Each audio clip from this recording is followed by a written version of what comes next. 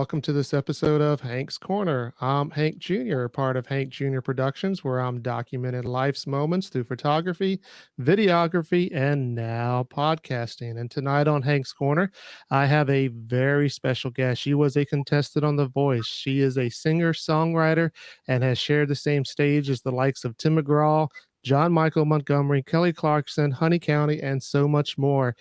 Please welcome Presley Tennant. Presley, how are you tonight? I'm doing so great. How are you? Oh, I'm doing good tonight. And where are you calling in from? I'm calling in from my hometown of Norfolk, California. So I'm here. Okay, so you said that's your hometown. So you've been there pretty much all your life, correct? I am born and raised basically. I This is the only town I've ever known as like my home. So yeah. And from what I've heard, the way it's been described by you on, and stuff is that it's a very quiet, quaint little town. Tell us a little bit more about it. Oh yeah. So I mean, when you think of Southern California, I feel like a lot of times people think of like really big cities or like going to Los Angeles or San Diego or the beach. And it's like, at least where I'm from, it is not that. I mean, it kind of is, but it's not. It's a little more, I don't know, we're horse country. So like every house here is built for having like horse property. So everyone here has horses except for us, which I'm like, I really want a horse now, but I probably wouldn't have time to take care of it as like I would want to. So that is the only hard part. But I mean, you go to Starbucks or Taco Bell or something like that, and there's horses in the drive-thru, like people are on them ordering. It's kind of funny. Our streets are painted red, white, and blue. We have horse trails. We don't have sidewalks. It's things like that, and then it's like one town over, and then it's like completely opposite. But so it's like we're kind of like on our own little thing, on our own little seclusion, I guess you could say. And that sounds like my kind of town. Like I like being close to the city area, but where I actually want to live is Mhm. out there in the country. Oh yeah. And so that sounds awesome. But you say you don't have any horses, but do you get the opportunity to ride quite a bit? When I was younger, I did. My grandpa used to have them before, and they just moved recently. But when I was younger, I definitely did. Um, but also, I mean, like if I really wanted to, I could. Both of my neighbors have horses, and we're really good friends with them. So I could be like, "Hey, can I go? Can I go hop on? We go riding out sometime." And they'd be like, "Yeah, of course." I Like, wish I had that luxury here, but you did mention San Diego, and I saw it wasn't that long ago, but you got to do the national anthem for the Padres. Tell me about that. Is that something that you do quite often as far as the national anthem, and how was it as far as doing it in front of a baseball team? I mean, one thing that I really love performing is singing the national anthem, just because of obviously the history behind the song and what it means to everybody. And so that's something that I hold very like prideful. And I'm like, okay, I'm singing the song because I know everyone here wants to hear it, type of thing, and because I want to sing it. Um, but I mean, especially for like the baseball games, those are a lot of fun because everyone there is in it, and you can hear them like singing the song back as well. And I don't know, we all just stand united as one, which I think is really cool. And it's like, I don't know, it's like that weird feeling of like we're all the same type of people. We're all the same. So it's like the one song that brings everyone together. So Yeah, and especially with the sports, you're right because it is an awesome feeling. Even in the crowd itself, it's that everybody's standing, everybody is saluting the flag, that sort of thing, and there is just something about it. And so I've never had the opportunity to sing, and I never will the national anthem. So I can only imagine um, how rewarding it is to be actually to sing that. So are you a sports fan? I am, but not necessarily baseball. I really love soccer and hockey. I grew up playing soccer, but I also watched hockey growing up. So Anaheim Ducks is my favorite Okay. for the hockey wise by far. I will go to the games nonstop. You would be very surprised that I'm more engaged than all the conversations around me with like my parents and all their friends and whatnot. I'm just straight in the game. But soccer, I grew up playing, so that's something that I hold very close to my heart. So I can't really talk about the soccer thing. I mean, I played as a kid, but I never really followed it, as Mhm. I got older. But I'm definitely a hockey fan, and unfortunately this year I've kind of haven't really been watching too much hockey because my team, the Philadelphia Flyers, has been out since like midway. Yep. And then they started trading players that have been around, like Claude Giroux, for a long time. And it's just like very depressing this year. So, hockey is a little bit of a sore subject for me this season. But like they always say, there's always next year. But I am looking forward to the playoffs. I don't care who's in. I always like watching the playoffs. And that one's always exciting. Just as soon as playoffs start, it's always exciting to see what teams, especially like who's making it and how they play. Because a lot of teams don't play very nice. They play very dirty, and they start hockey fighting. And that is my favorite thing ever, when they pull up their shirts they can't see and they're just swinging around. It's so funny to me. It probably is awful to say that I enjoy that, but it's not awful at all. That's probably the true hockey fan right there. And the way the rules have gone, hockey's kind of a little bit less fighting than it has been. But in the playoffs, they still kind of have that old school type of atmosphere. And I used to always love that. Philadelphia was known as the Broad Street Bullies back in the '70s. One of the toughest teams, and it has softened up the sport lately. But the playoffs, they do have some good moments in there. yeah. So, being in California, long ways from Nashville, how often do you get to Nashville? I like to be out there every month and a half, 2 months ish. Like I was just out there for CRS week, which was in February, I want to say. And then I am actually headed back out there next month. I believe so. It's April now. So in May, there we go. In like a month and a couple days, I'll be out there and I'll be doing a few shows out there, which I'm excited for. And that's at the Bluebird Cafe and Tin Roof, and I think a few more, but they aren't confirmed just yet, so I don't want to say too much. Okay. And Nashville's a great town. I actually just got back myself this week, and I'm already ready to go back and have some more fun. But so you said you get out there a month and a half, and is it usually just to go and play? Do you do a lot of recording there as opposed to California? So I do a little bit of everything. I do find myself, when I'm out there, being in the studio more, with the exception of doing a few shows every once in a while. But most of the shows that I've been doing have been out in California, which I'm very fortunate for. I just opened up for Blake Shelton, Brett Young, and Carly Pierce. And a couple weeks before that, it was Dustin Lynch and Tim McGraw. And so when I go out, everything out here right now is based out of shows. But creating music-wise, like writing, recording, being in the studio, is all out in Nashville. That's where my producers are. So I love the foundation out there and how everybody knows everyone.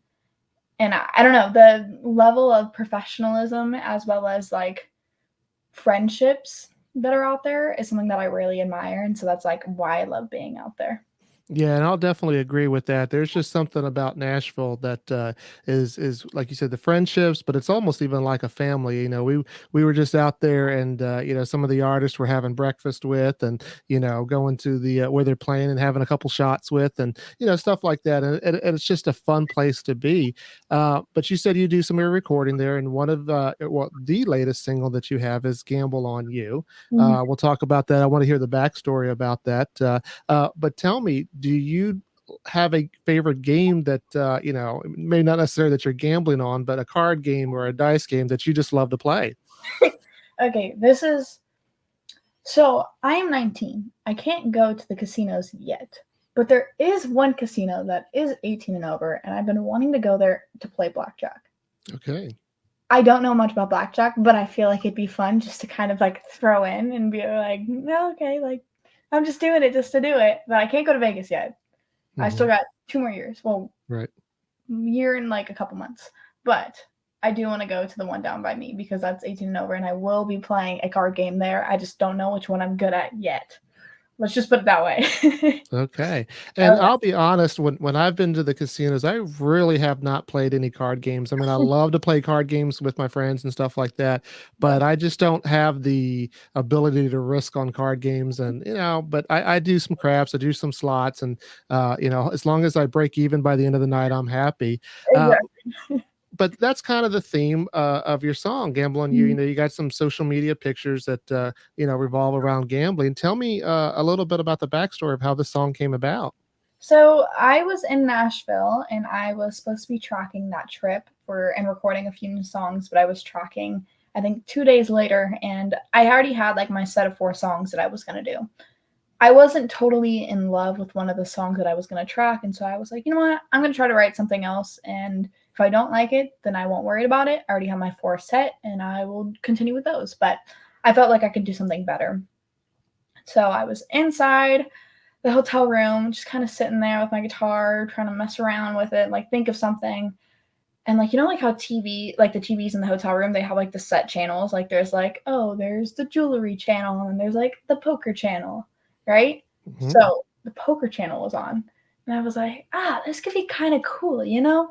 And then I was texting this guy that I really liked. And we had been going out for a little bit. And I was like, I just don't know how he feels. Like he keeps wanting to hang out with me, but I don't know, like, what is this? It's been a little while. I don't know how he's feeling. So I had like this feeling of uncertainty. And I was like, you know what? Gambling and relationships are kind of like the same thing here. Like, at least in the sense of when you're talking to somebody, you're either going to give it your all and you're going to win big and you're going to end up with the person, or you're going to give it your all and you're going to lose everything. Your heart's going to be like stepped on like 8 times and like smushed down to the ground and like chopped up in little bitty pieces. You know, that's just how it feels. So you either win big or you lose it all. And so that was kind of like the idea for the fact of, in gambling, you do the same thing. You either win big or you either break even. That's like maybe lucky if you do that, but you either win big or you lose it all for the most part. And so that was kind of like the story behind it. And I just kind of came up with the concept of gambling and then kind of ran with it and thought about how many different like references I can use for the fact of like the king and queen and if you roll your dice and I'll play my cards and it's a game of luck and all these different things. And I was like, you know, this could be cool. This could be like a really fun one. And so that is kind of how Gamble on You was born. Okay. And it's definitely a great song. And I'm going to go ahead and play it here on Hank's Corner. Thank you. Thank you.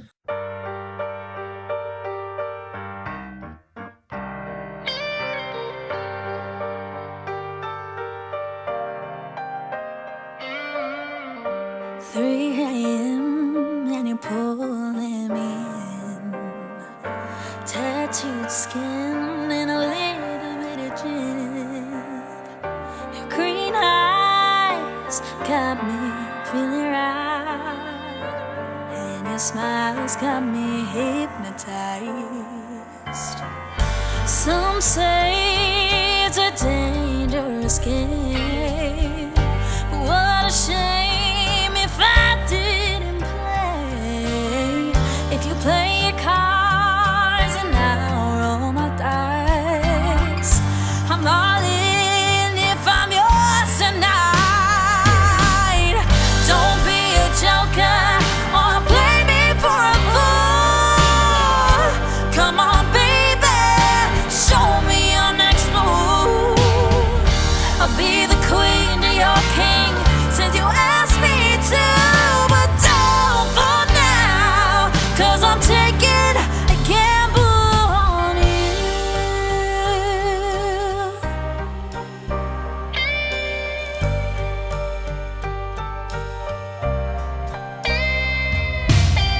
Dim down the lights, I got a seat to my left and it's yours tonight. Losing track of time, cause I can't seem to get you off my mind. Show me your lead, this ain't a game of luck, we both can see. My love ain't free, so how much you wanna bet on me? Don't be a joker or play me for a fool. Come on, baby, show me your next move. I'll be the queen to your king since you asked me to. But don't fall now, cause I'm taking a gamble on you.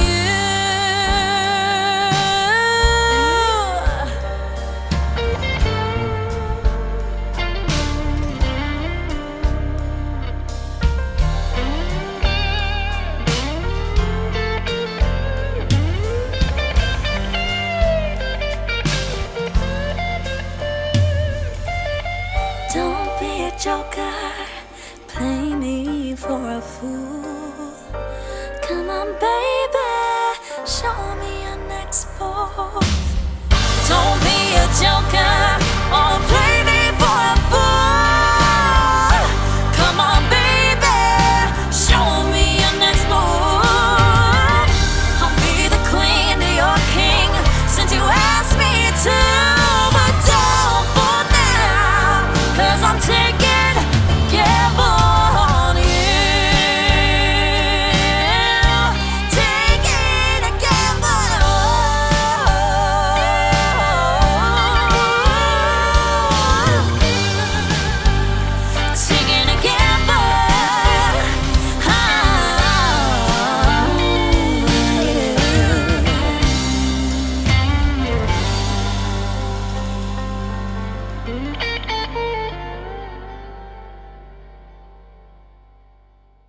Welcome back to Hank's Corner. I'm Hank Jr. along with my special guest Presley Tennant, and you just heard "Gamble on You," her latest single.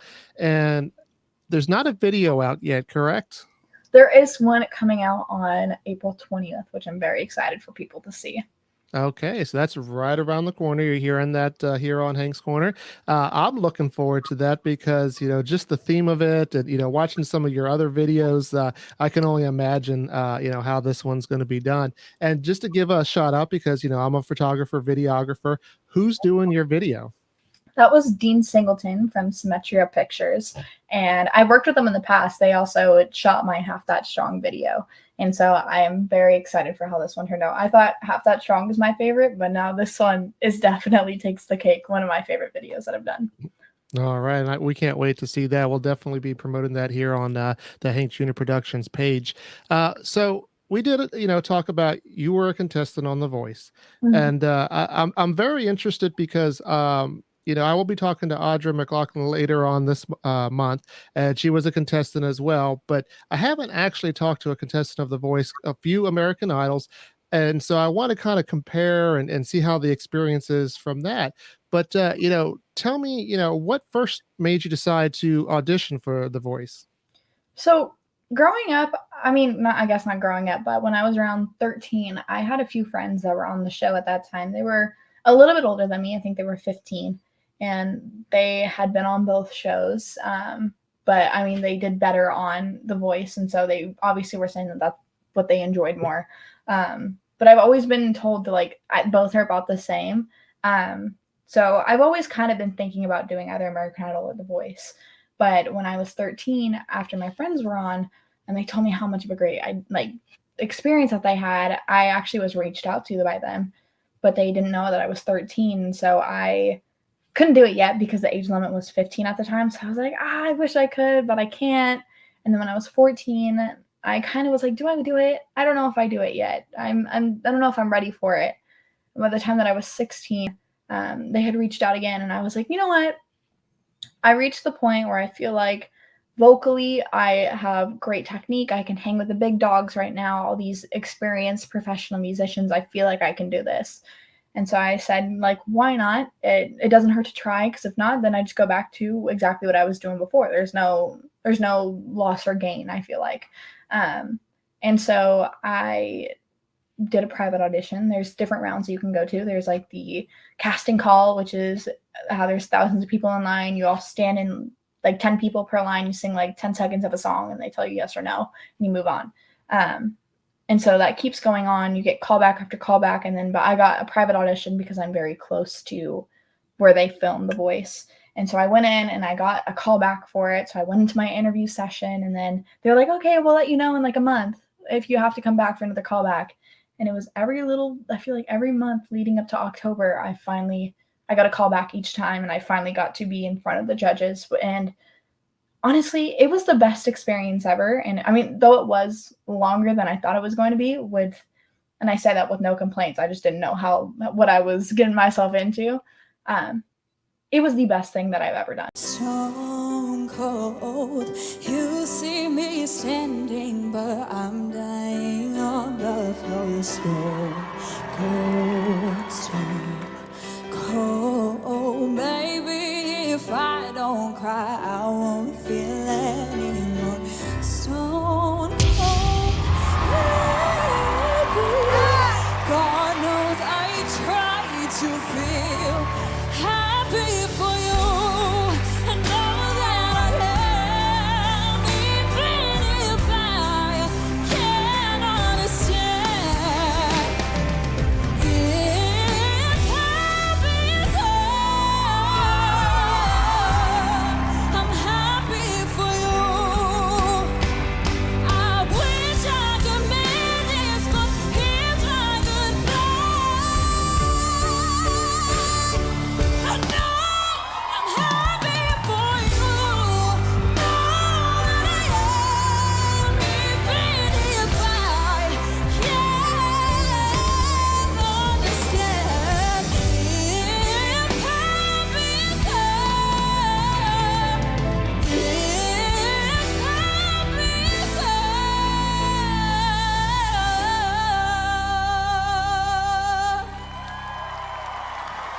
I'm happy for you. I learned so much, not only about myself as an artist, but just about like myself as a person, aside from music. And I've made so many incredible connections and friends that I'll have for the rest of my life. And everyone there was so genuine. And I got to work with some of the most incredible musicians and so many influential people that I am now fortunate to have worked with like my idol, Kelly Clarkson. She is who, I mean, when I first started singing, she was my first concert ever. I used to sing her song Because of You at every little local talent show when I was like 7 to 15, I feel like. And so she's always been an idol of mine for the fact that I got to be on her team, and now I got to work with her and consider her like a friend at this point, not even like an idol. And she's my friend now. It was the best experience I could ever have, and with how many lessons that I learned from her. Sorry, I'm rambling. No, you're good. And I was going to say that, but that's great because, I do hear some stories when I talk to them. Some of them are not always that great. And, sometimes it's kind of like, well, maybe their expectations were too high and they weren't ready or something like that. But other times, it's because of the way the show is designed. And so, we're talking about your blind audition. Do you get to pick your own song when you do that? So we do, but also at the same time, it's kind of with, I don't know, say from the producers, because there's obviously certain songs that are cleared for the show and that aren't cleared, that are like actually cleared by the artists themselves. Mhm. I was very fortunate. The song that I auditioned with for the months prior to the blind auditions was Stone Cold. And so when everyone was finally getting their songs and I got the song I auditioned with, I was like, oh yeah, I'm feeling on the top of the world right now. I've been practicing this one for so long. And so now I finally get to do it. Like, that was like a no-brainer for me. And I was very lucky. Yeah. And But that's also a lot of awesome. people, and you also get to like send in your songs, and they can pick out from the list. As long as they're cleared, then you most likely get to do them. Okay, and that's awesome because on other platforms, that we'll just say that the producers will actually tell the artist, "No, we don't want you to sing that song. You're going to sing this one," and they kind of regret that because they listen to what the producers say because they want to follow along and see if they make it on the show, and then they find out that it would have been better if I just stuck to my roots and did what's good for me. So that's great to hear about The Voice, and tell me about that audition. Was it nerve wracking? So I was there, I feel like, for like a month doing rehearsals and wardrobe and interviews and all these different things. And during that time, I felt on top of the world. I felt like no one could stop me. I was doing my thing. I was going to get a chair turn no matter what, that type of thing. Like, not being cocky, but also believing in myself, where I'm like, I know I'm going to give it my all and I know I'm going to do good. And then the day of, I still felt good. Up until I was in like the little waiting room, and like they have like the camera on you, and so they're like videotaping you, and then they like have like the big double doors that open up. Sorry, I'm giving you guys a visual right here. So the doors open up, and as soon as they do, I felt my knees just like buckle, and I was like, this is happening. This is happening. And so I was like walking, and I felt like I was gonna trip. We had to go up like a couple steps. And I was like, I'm going to fall right here. They're all going to see me. Everyone's going to laugh. Like, this is not good. Like, I'm freaking out right now. And then I walk up on the stage, and I'm like, okay, I got the stairs done. We just got to get through the song now. So the music starts, and I start to sing, and I get through my first couple lines. Still was freaking out, but not as bad. And then Kelly turns, and my knees, I felt like doing a little dance and doing like a little Irish jig up there because I was so excited. And I was like, I can relax now. I made it on the show. I was like, I don't need anybody else to turn. I was going to pick her anyways. That type of thing. So I was like, oh my God, I'm freaking out. And so after that, all the nerves like just left my body, and I was like, I can relax. I have no worries anymore. And so I finished the song, and it was just surreal. I'm surprised I still remember it with how much adrenaline was rushing through me, but I think because there was videos, I can kind of like piece little moments together of what was happening. But I do remember how I felt. I don't know how it looked, but I do know how I felt exactly when she turned. And it was pure excitement. So Yeah, that's definitely cool. And I do want to talk a little bit more about, your relationship with Kelly when we come back, but I'm going to go ahead and play a song by you, Always You, and when we come back, let's talk about that.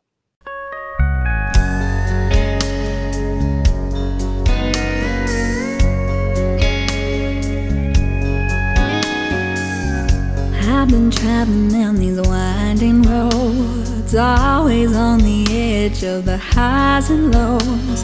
Things aren't always what they seem. Yeah, I've seen a few broken dreams. There's some memories I can seem to shake. Every bit of you was my favorite mistake. No matter how hard I try, my heart can't get you off my mind. Late nights I lie in bed, wondering if I'm still in your head. Did you mean one single word you said?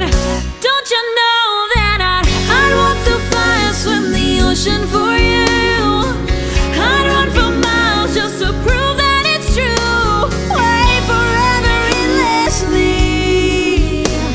Would you do the same for me? Don't wanna waste another minute of time pretending I'm okay with you, not in my life. No matter what I say, no matter where I go, no matter what I do, it's always you.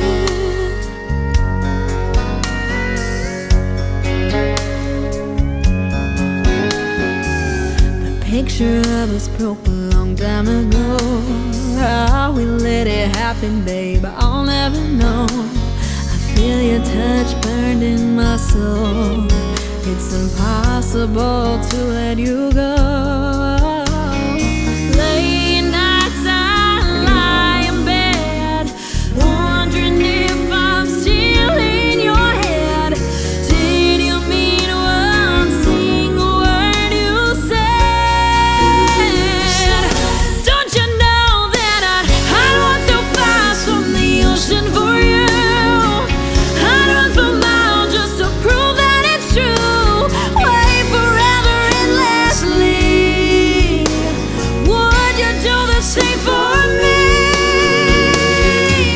Don't wanna waste another minute of time pretending I'm okay with you, not in my life. No matter what I say, no matter where I go, no matter what I do, it's always you.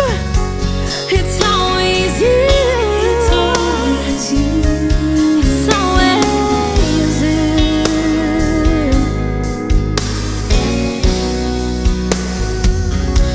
It's always you.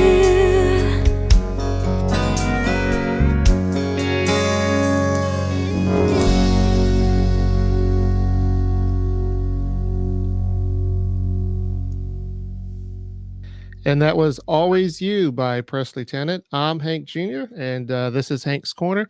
And so you were, the chair that turned was Kelly Clarkson. And obviously, you said, that was your first concert. She was, your role model. You've been singing her songs. So it was a no brainer for you to pick her. But I'm going to throw a little bit of a curveball here and ask you if she wasn't on that show at that time, or didn't turn around, out of all the other judges that have been on, is there anybody else that you would have selected to be your coach? I mean, these are like no-brainers. It would have been Adam or Blake. I would have picked Adam because of the fact that he reminds me of my dad in some way. Like, they have like the same like personality and like dry humor, so I could be like, okay, like I feel comfortable already. But also at the same time, there's Blake Shelton. Like, Mhm. what am I supposed to do? It's Blake. You're just gonna be like sitting there like this, like pick me. I'm be like, okay, I guess Blake. Here we go. And Yeah, so Blake doesn't have a way of convincing people to go to his side. he's so cool. Like, he is so genuine and down to earth, and the funniest person I think I will have ever met in my lifetime. Like, he's just real, and that's something that I really admire. I mean, all the judges, for at least for the ones that I kind of met Adam a little bit. I didn't get to see John too much, but at least from Kelly and everything that I've heard, especially from my friends that were on Blake's team, like, they are like, this is the coolest dude that we've ever met. And I could say the same thing about Kelly, and how everything that you see on TV is her and like beyond. Like, she is just a phenomenal woman, and I'm so grateful to have been on her team. Okay. And if you ever did play the roulette table, you might want to play 16 because you were 16 years old when you were on that show. It was the 16th season. So 16 was probably a great number for you. Oh, But yeah. tell us about what happened on your 17th birthday.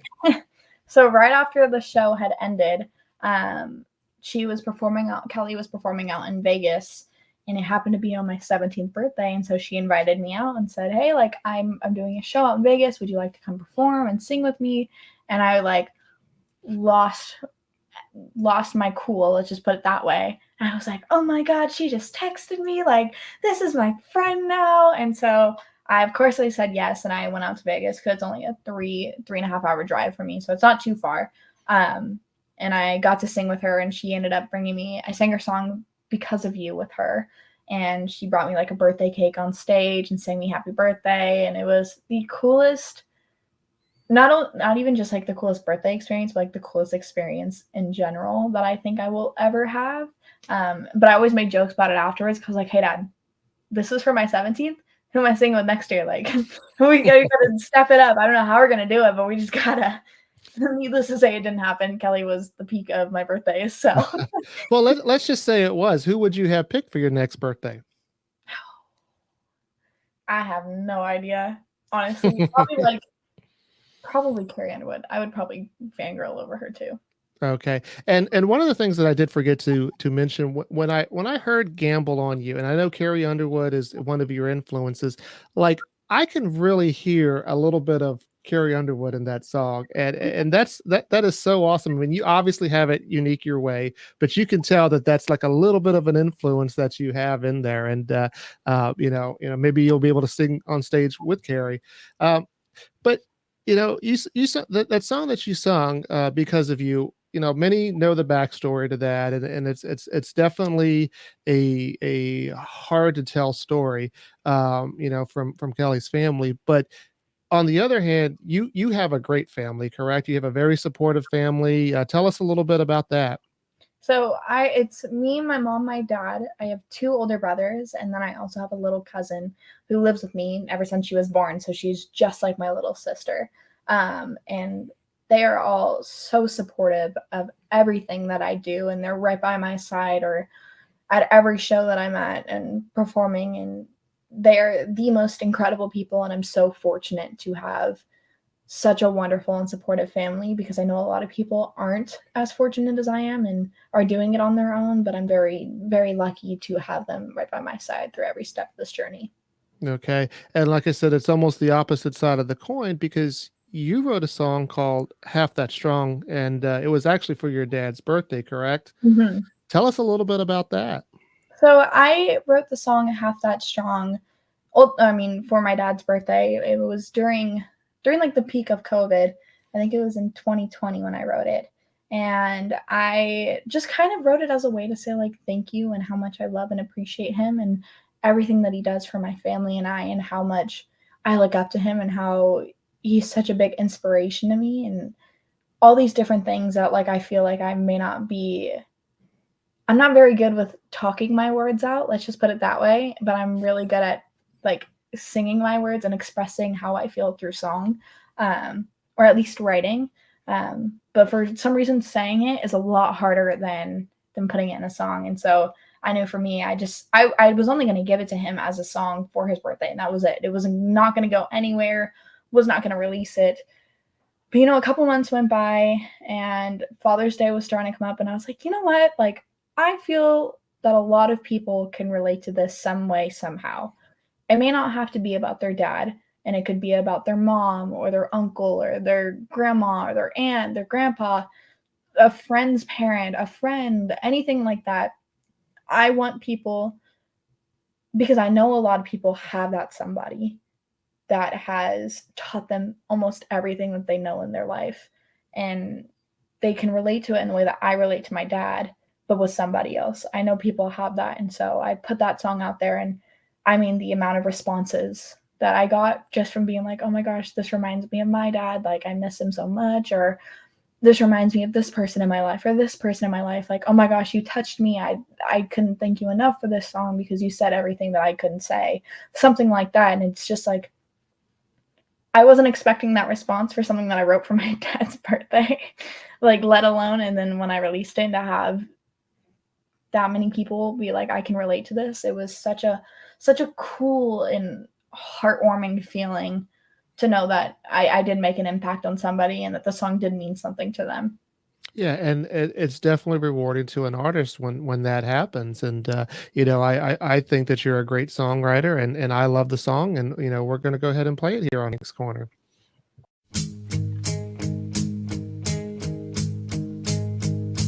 Oh, you came from almost nothing. You turned nothing into something beautiful. You broke the mold, you broke the pattern, and then you picked those pieces up and made a home. Protector and provider, superhero, sacrificer. Took the wrong and made it right. Took the dark and made it brighter. Wish I could be half that strong. I wish I could be half that brave. I wish that I could thank you, but I just can't find the words to say. I know there's nothing I can't do, and I owe it all to you. You're the solid ground I built my whole world on. Wish I could be half that strong. You're the footsteps that I walk in, so I know I'll get to where I wanna be. You're the shoulder that I cry on, and the ones that lift me up so I can see that there's no dream I can't believe in. There's no battle that I can't win. No limit to the sky when I got you to keep me flying. I wish I could be half that strong. I wish I could be half that brave. I wish that I could thank you, but I just can't find the words to say. I know there's nothing I can't do, and I owe it all to you. You're the solid ground I built my whole world on. I wish I could be half that strong.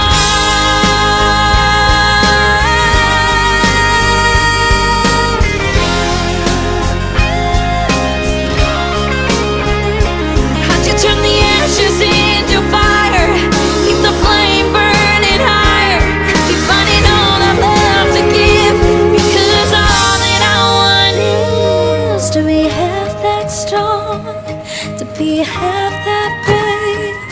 I wanna thank you, but I just can't find the words to say. I know there's nothing I can't do, and I owe it all to you. You're the solid ground I built my whole world on. I wish I could be half that strong,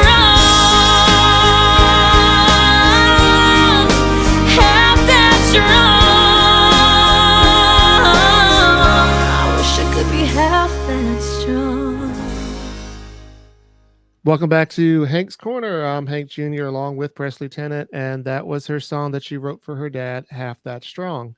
So for this last part here, I just want to talk a little bit to get to know about you, about the person. And don't worry, I'm not going to throw any embarrassing questions like my good friend George Davis on the Before Nashville podcast did. And for those who, just throw it out there, want to see what that embarrassing question was, go watch his podcast and do that. It's a little shameless plug for him. But as far as with you, let's just start with, do you have a favorite show that you would like, that you binge watch? Oh, there's so many. I mean, there's like a bug flying around here, and I'm like, I love crime shows for some reason, and a lot of people think I'm like psychotic for it. Like my boyfriend, he's like, dude, why do you watch this in your free time? Like, you're just weird. And I'm like, it's just so weird. And I love when they're able to like figure it out. So like NCIS, my favorite show of all time. Okay. Oh my gosh. Do you watch all the different NCIS versions? I started watching the NCIS Hawaii one, and then I couldn't finish it because I I didn't pay for my subscription from HBO or whatever it was on, Paramount or something. So I have yet to have finished it, but I will be finishing it very soon. Let's just put it that way. Okay, so nobody give away the ending for Presley there. Do you have a favorite comfort food? You know what? I love me some pasta. The pasta doesn't like me, but I love pasta. Let's just put it that way. That's like an always like a go-to. If I want a good meal, I'll eat out for leftovers, breakfast, lunch, dinner, every single day until that thing is gone. Let's just put it that way. Pasta. And is that home cooking, or is there a good place out there where you're at? That's home cooking. That is sun-dried tomatoes with some chicken and spinach with or there's like a tequila lime pasta that I love. Oh my God. It's just my favorite thing ever. That's definitely interesting. So let's say you're out driving and it's a long drive, it may be a road trip. What are some of the songs that you're playing as road trip songs? I'm trying to think of as of right now, let me just look it up what I have on my playlist. All right, let's do it. First couple ones. Getting real personal here. Oh yeah. You're gonna hear everything about me. You're gonna be like, why am I watching this now? No. We go to my playlist. We have a little bit of Does to Me by Luke Combs, One Night Standards, Ashley McBryde. We have One Big Country Song, LOCASH. A little bit of everything in there. Small Town Hypocrite, Caylee, Hammack, Gaslighter, The Chicks. There's so many different ones. I mean, this thing is just played on repeat all the time right now. Just shuffle all the way through. Okay. So that's cool. And that just kind of goes back to, you had a lot of different, musical influences, before you really were doing country and kind of found your niche, you were doing a little bit of pop. And, there's one thing I did want to ask you, something about LP5. Oh, 5 LPs. Oh, 5 LP. I got it backwards. Sorry, I'm dyslexic. I know exactly. Yeah, I was in a girl group when I was around 10 years old to 12, 13 years old, and we were a Christian-based little pop group, if that makes sense. We wore pink tutus that were rhinestone to the max, and we sung about the word of God, but also while keeping it very subliminal. So we had it looks mainly just as a pop group, but there's we're Daughters of the King type of thing, which I thought was really cool. And I don't know, that's just what really got me interested into music in general and the music industry. I didn't know that this whole side of an industry even existed until I was in that group. Okay. And so from 5 LP to being on stage with Kelly, what are some of the future goals that you may have? Because, I mean, you're kind of really living it up really fast, and you still have a whole lifetime ahead. But what are some future goals? I would love to be touring and selling out arenas and doing shows like that, or even just selling out shows. I would just say in general where there's a packed house and people are genuinely there to listen to my music and to want to be there and have a good time. I feel is what the ultimate goal is. I feel for every musician, and to be traveling and just doing what I love and being successful at what I do. Yeah. Well, if you ever have a tour out here in Tampa, Florida area, you can bet that I'll have a front row seat to that, and maybe I'll be able to catch you in Nashville as well. But we're gonna end the podcast with video Bite the Bullet. But before we do that, is there anything else that you mentioned a little bit about the video that's coming out on Gamble on You? Is there any other sneak peeks that you can give us? Oh, I can't say too much right now, but you definitely can check all my social media out, which is at Presley Tennant. So PresleyTennant, and all the little sneak peeks and updates will be on there.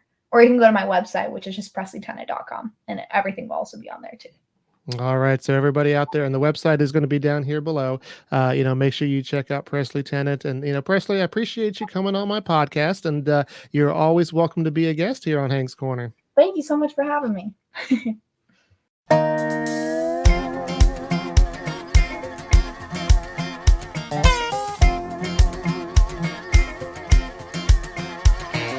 Here you come again, fever on my skin, giving me that look that makes me wanna just give in. And I know the love is is dangerous, but baby, you make dangerous feel good.